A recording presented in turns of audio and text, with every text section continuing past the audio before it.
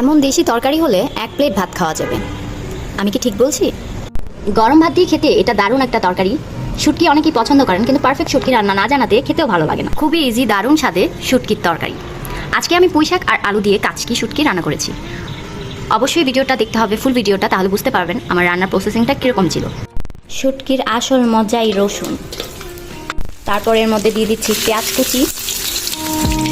আজকে আমি কাচকি শুটকি দিয়ে শাক রান্না করবো, তাই কাচকি শুটকি দিয়ে দিলাম।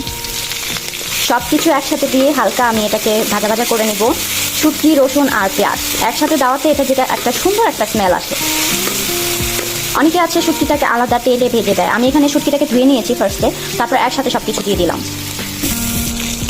এখানে আমি দিয়ে দিচ্ছি পেঁয়াজ বাটা 1 চামচের মতো, রসুন বাটা 1 চামচের মতো। রসুন যত বেশি দেওয়া যাবে শুটকি তত বেশি মজা হবে। আদা বাটাও দিয়ে দিচ্ছি।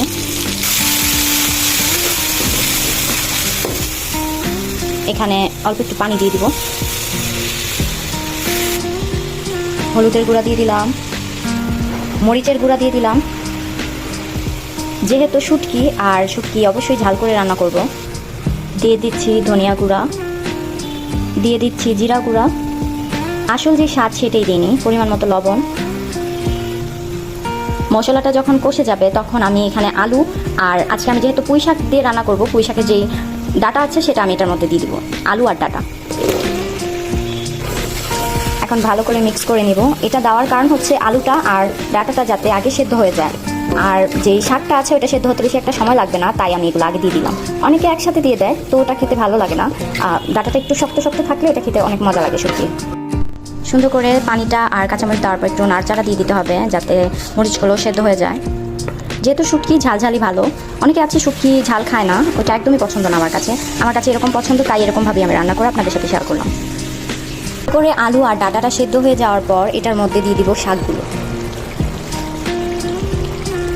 এখানে কিন্তু আর কোনো পানি ইউজ করব না। এখন শাকটা দাওয়াতে একটু পানি এভাবেও শাক থেকে উঠবে, এজন্য কোনো পানি ইউজ করব না। আর অবশ্যই এই পর্যায়ে কিন্তু লবণটা চেক করে নেবেন, নাহলে কিন্তু শাকটার মধ্যে লবণ হবে না। ফ্রেশ শাক দিয়ে শুটকি রান্না বেস্ট। আমার মতো অনেক আপুরাই শুটকি পছন্দ করেন, আর দেশের বাইরে যারা থাকেন তারা অনেক আফসোস করেন যে দেশে এত মজার মজার খাবারগুলো তারা অনেক মিস করে।